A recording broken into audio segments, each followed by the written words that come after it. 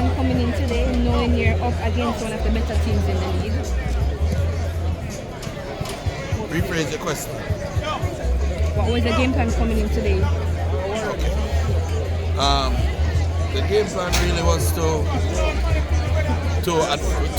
play first to press, and then once we found that way before halftime, just when the game starts and just before halftime, that's when goals score against us, and just before the game finished. So we ensured that once we started the game, 5 minutes before halftime, we put the block in.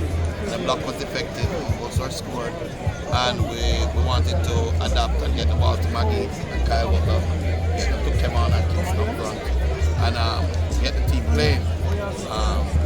Playing 4 at the back because the boys are young, they've been susceptible to goals, and we're not as strong as the bigger boys, bigger men. Yeah? But if we don't give them the chance and we don't give them the opportunity, we won't be able to sell any players because they'll never be able to stand up at this age.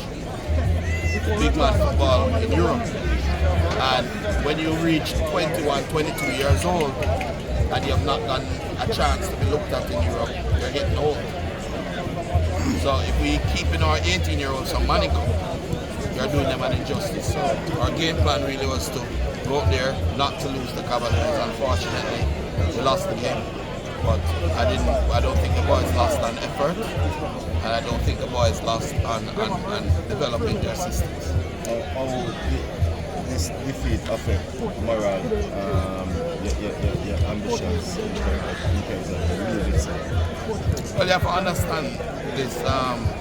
I'm an optimist, and I believe in my players, and I believe in Jamaica. Yeah, so I believe that we can turn it around. We have a player like Tyreek Magee now in the squad, brilliant young player. Robina Garden, Kyle Butler shed those 40 pounds and shown his character, and he's playing good football out there now. Took a nice shot today. Magee is there. Kevin Atkins is back, and Kevin was a goal scorer extraordinaire. And so we're looking forward to winning some games. That's what about Magee, do a coach. You seem to have snapped him up when there were a lot of rumors about Mount Pleasant and the USL. How did you manage to break that deal?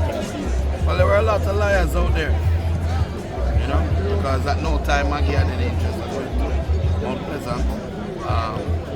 Respect to Mount Pleasant, but Magee and I have had a good relationship over the years.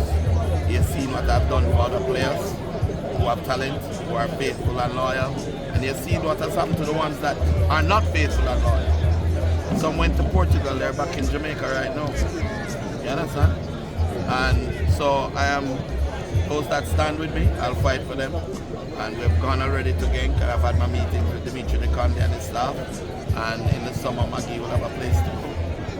And how do you feel about his performance today? I think that it was good. I think it was a little bit rusty. He hasn't played a game in a while, but he's been training well. He combines well with Kyle. We still haven't gotten our number 6 in from Colombia. He will be joining us soon. It's ITC, we're just waiting on it.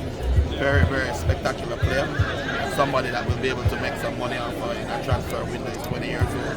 Very, very good. And once we have that number 6 in to protect Magee and Kyle and do the extra work, we'll be fine.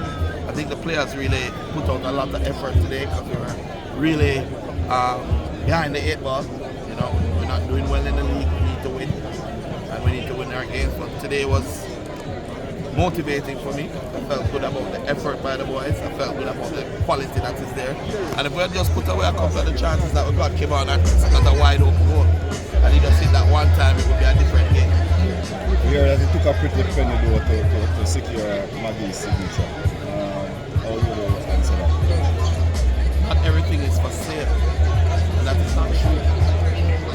Loyalty. Magee has learned the value of loyalty. Yeah, I took up Magee, I was working with Magee, and some other person, like the people who called him before, came up and said, listen, come to us. I dropped him in Oipen, in a club without the knowledge and understanding that it was a club that was owned by Aspire Academy, and they only played their players. So Magee not playing for 4 years made him look like he was a bad player, but the truth and in fact he was being stifled. So he learned his lesson, came back, said, "Coach, make us work together and get it done." He's been loyal since. He stood up and he's worked with us like family. And as I said, not everything in life you can buy, and a lot of people believe that. I don't. If it was about money, I would never have gone into football. I'd made my money on it. I went into football and lost everything, and God gave it back because I love it. Certainly, bro, with this new action, Tyreek, as mentioned, Cavalier is coming back. Certainly, you're looking for a more positive run in the league from here on. Yes, and we got in a new goalkeeper as well, Charles. So it's good for us, and I think we'll take positive steps going forward.